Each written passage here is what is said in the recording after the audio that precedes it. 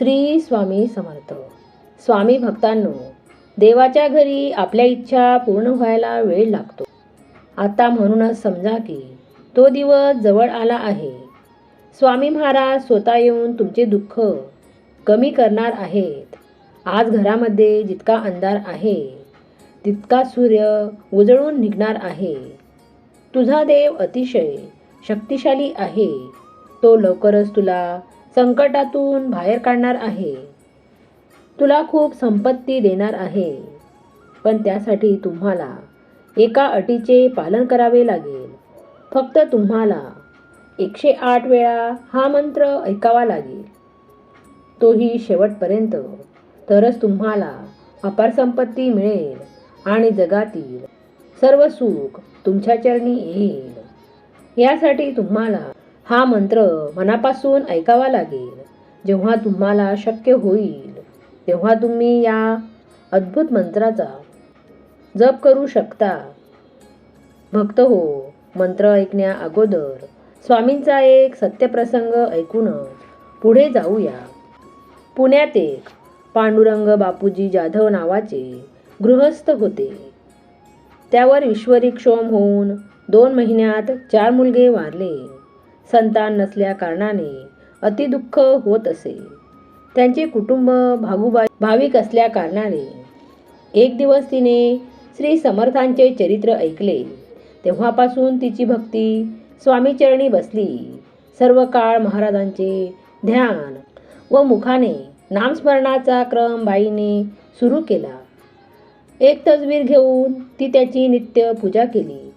तिच्या ध्यानाच्या वेळी वगैरे कोणी तिला व्यत्यय आणला तर तिला मोठे दुःख होत असे. असे असता एक दिवशी रात्री बाईच्या स्वप्नात श्री स्वामी समर्थ येऊन मी तुला मुलगा दिला तर तू मला काय देशील असे विचारले. तेव्हा बाईने जबाब दिला की मुलगा महाराजांच्या पायावर घालून त्याला ब्रह्मचारी करीन. 200 ब्राह्मण अक्कलकोटात जेऊ घालीन. हा दृष्टांत झाल्यावर बाई काही दिवसांनी गरोदर झाली. मग त्या उभयंताच्या आनंदास काय विचारावे.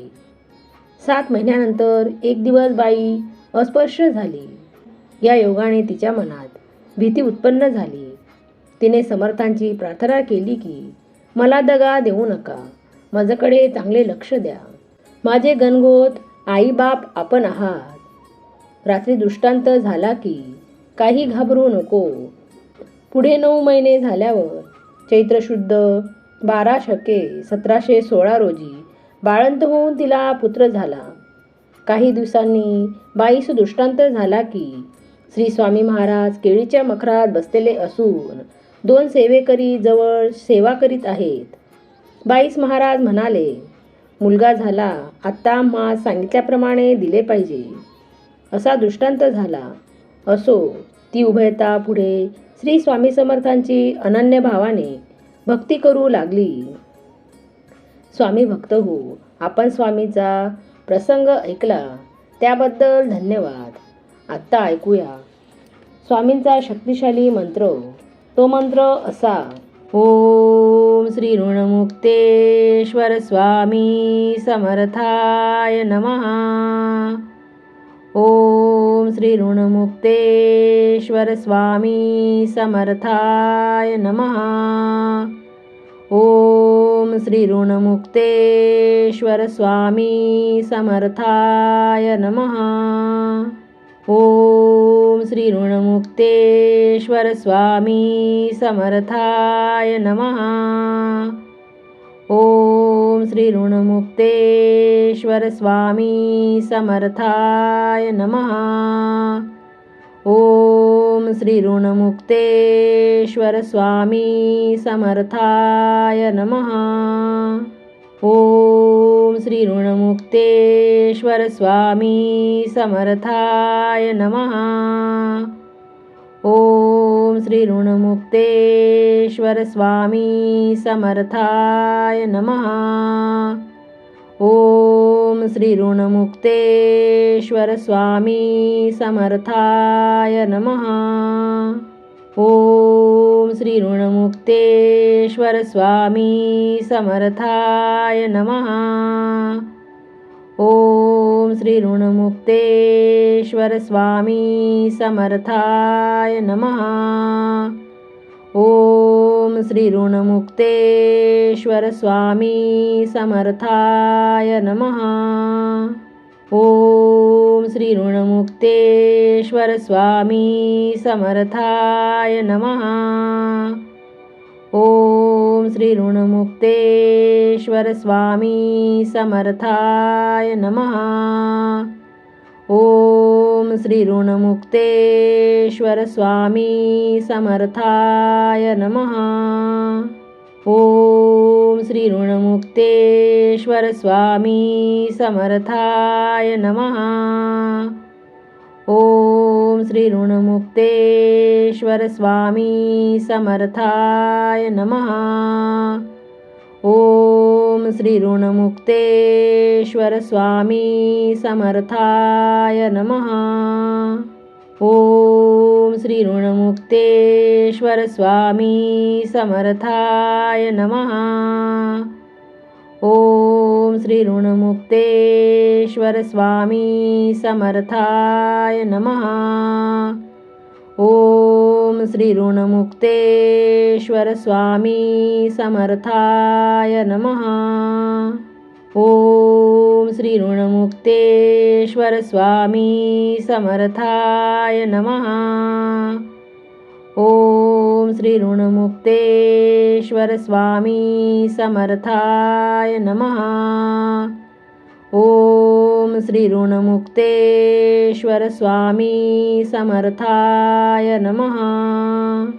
ओम श्री ऋणमुक्तेश्वर स्वामी समर्थाय नमः. ओम श्री ऋणमुक्तेश्वर स्वामी समर्थाय नमः. ओम श्री ऋणमुक्तेश्वर स्वामी समर्थाय नमः. ओम श्री ऋणमुक्तेश्वर स्वामी समर्थाय नमः. ओम श्री ऋणमुक्तेश्वर स्वामी समर्थाय नमः. ओम श्री ऋणमुक्तेश्वर स्वामी समर्थाय नमः. ओम श्री ऋणमुक्तेश्वर स्वामी समर्थाय नमः. ओम श्री ऋणमुक्तेश्वर स्वामी समर्थाय नमः. ओम श्री ऋणमुक्तेश्वर स्वामी समर्थाय नमः. ओम श्री ऋणमुक्तेश्वर स्वामी समर्थाय नमः. ओम श्री ऋणमुक्तेश्वर स्वामी समर्थाय नमः. ओम श्री ऋणमुक्तेश्वर स्वामी समर्थाय नमः. ओम श्री ऋणमुक्तेश्वर स्वामी समर्थाय नमः. ओम श्री ऋणमुक्तेश्वर स्वामी समर्थाय नमः. ओम श्री ऋणमुक्तेश्वर स्वामी समर्थाय नमः. ओम श्री ऋणमुक्तेश्वर स्वामी समर्थाय नमः. ओम श्री ऋणमुक्तेश्वर स्वामी समर्थाय नमः. ओम श्री ऋणमुक्तेश्वर स्वामी समर्थाय नमः. ओम श्री ऋणमुक्तेश्वर स्वामी समर्थाय नमः. ओम श्री ऋणमुक्तेश्वर स्वामी समर्थाय नमः. ओम श्री ऋणमुक्तेश्वर स्वामी समर्थाय नमः. ओम श्री ऋणमुक्तेश्वर स्वामी समर्थाय नमः. ओम श्री ऋणमुक्तेश्वर स्वामी समर्थाय नमः. ओम श्री ऋणमुक्तेश्वर स्वामी समर्थाय नमः. ओम श्री ऋणमुक्तेश्वर स्वामी समर्थाय नमः. ओम श्री ऋणमुक्तेश्वर स्वामी समर्थाय नमः. ओम श्री ऋणमुक्तेश्वर स्वामी समर्थाय नमः. ओम श्री ऋणमुक्तेश्वर स्वामी समर्थाय नमः. ओम श्री ऋणमुक्तेश्वर स्वामी समर्थाय नमः. ओम श्री ऋणमुक्तेश्वर स्वामी समर्थाय नमः. ओम श्री ऋणमुक्तेश्वर स्वामी समर्थाय नमः. ओम श्री ऋणमुक्तेश्वर स्वामी समर्थाय नमः. ओम श्री ऋणमुक्तेश्वर स्वामी समर्थाय नमः. ओम श्री ऋणमुक्तेश्वर स्वामी समर्थाय नमः. ओम श्री ऋणमुक्तेश्वर स्वामी समर्थाय नमः. ओम श्री ऋणमुक्तेश्वर स्वामी समर्थाय नमः. ओम श्री ऋणमुक्तेश्वर स्वामी समर्थाय नमः. ओम श्री ऋणमुक्तेश्वर स्वामी समर्थाय नमः. ओम श्री ऋणमुक्तेश्वर स्वामी समर्थाय नमः. ओम श्री ऋणमुक्तेश्वर स्वामी समर्थाय नमः. ओम श्री ऋणमुक्तेश्वर स्वामी समर्थाय नमः. ओम श्री ऋणमुक्तेश्वर स्वामी समर्थाय नमः. ओम श्री ऋणमुक्तेश्वर स्वामी समर्थाय नमः. ओम श्री ऋणमुक्तेश्वर स्वामी समर्थाय नमः. ओम श्री ऋणमुक्तेश्वर स्वामी समर्थाय नमः. ओम श्री ऋणमुक्तेश्वर स्वामी समर्थाय नमः. ओम श्री ऋणमुक्तेश्वर स्वामी समर्थाय नमः. ओम श्री ऋणमुक्तेश्वर स्वामी समर्थाय नमः. ओम श्री ऋणमुक्तेश्वर स्वामी समर्थाय नमः. ओम श्री ऋणमुक्तेश्वर स्वामी समर्थाय नमः. ओम श्री ऋणमुक्तेश्वर स्वामी समर्थाय नमः. ओम श्री ऋणमुक्तेश्वर स्वामी समर्थाय नमः. ओम श्री ऋणमुक्तेश्वर स्वामी समर्थाय नमः. ओम श्री ऋणमुक्तेश्वर स्वामी समर्थाय नमः. ओम श्री ऋणमुक्तेश्वर स्वामी समर्थाय नमः. ओम श्री ऋणमुक्तेश्वर स्वामी समर्थाय नमः.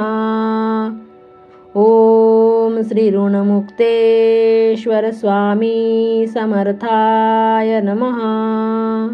ओम श्री ऋणमुक्तेश्वर स्वामी समर्थाय नमः. ओम श्री ऋणमुक्तेश्वर स्वामी समर्थाय नमः. ओम श्री ऋणमुक्तेश्वर स्वामी समर्थाय नमः. ओम श्री ऋणमुक्तेश्वर स्वामी समर्थाय नमः. ओम श्री ऋणमुक्तेश्वर स्वामी समर्थाय नमः. ओम श्री ऋणमुक्तेश्वर स्वामी समर्थाय नमः. ओम श्री ऋणमुक्तेश्वर स्वामी समर्थाय नमः. ओम श्री ऋणमुक्तेश्वर स्वामी समर्थाय नमः. ओम श्री ऋणमुक्तेश्वर स्वामी समर्थाय नमः. ओम श्री ऋणमुक्तेश्वर स्वामी समर्थाय नमः. ओम श्री ऋणमुक्तेश्वर स्वामी समर्थाय नमः. ओम श्री ऋणमुक्तेश्वर स्वामी समर्थाय नमः. ओम श्री ऋणमुक्तेश्वर स्वामी समर्थाय नमः. ओम श्री ऋणमुक्तेश्वर स्वामी समर्थाय नमः. ओम श्री ऋणमुक्तेश्वर स्वामी समर्थाय नमः. ओम श्री ऋणमुक्तेश्वर स्वामी समर्थाय नमः. ओम श्री ऋणमुक्तेश्वर स्वामी समर्थाय नमः. ओम श्री ऋणमुक्तेश्वर स्वामी समर्थाय नमः. ओम श्री ऋणमुक्तेश्वर स्वामी समर्थाय नमः. ओम श्री ऋणमुक्तेश्वर स्वामी समर्थाय नमः. ओम श्री ऋणमुक्तेश्वर स्वामी समर्थाय नमः. ओम श्री ऋणमुक्तेश्वर स्वामी समर्थाय नमः. ओम श्री ऋणमुक्तेश्वर स्वामी समर्थाय नमः. ओम श्री ऋणमुक्तेश्वर स्वामी समर्थाय नमः. ओम श्री ऋणमुक्तेश्वर स्वामी समर्थाय नमः. ओम श्री ऋणमुक्तेश्वर स्वामी समर्थाय नमः. ओम श्री ऋणमुक्तेश्वर स्वामी समर्थाय नमः.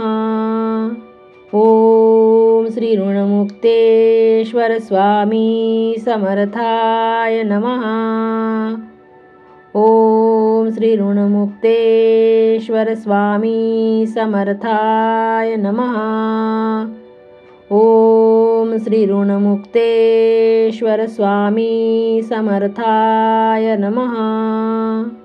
ओम श्री ऋणमुक्तेश्वर स्वामी समर्थाय नमः. ओम श्री ऋणमुक्तेश्वर स्वामी समर्थाय नमः. ओम श्री ऋणमुक्तेश्वर स्वामी समर्थाय नमः. ओम श्री ऋणमुक्तेश्वर स्वामी समर्थाय नमः. ओम श्री ऋणमुक्तेश्वर स्वामी समर्थाय नमः. ओम श्री ऋणमुक्तेश्वर स्वामी समर्थाय नमः. ओम श्री ऋणमुक्तेश्वर स्वामी समर्थाय नमः. ओम श्री ऋणमुक्तेश्वर स्वामी समर्थाय नमः. ओम श्री ऋणमुक्तेश्वर स्वामी समर्थाय नमः. ओम श्री ऋणमुक्तेश्वर स्वामी समर्थाय नमः. ओम श्री ऋणमुक्तेश्वर स्वामी समर्थाय नमः. ओम श्री ऋणमुक्तेश्वर स्वामी समर्थाय नमः.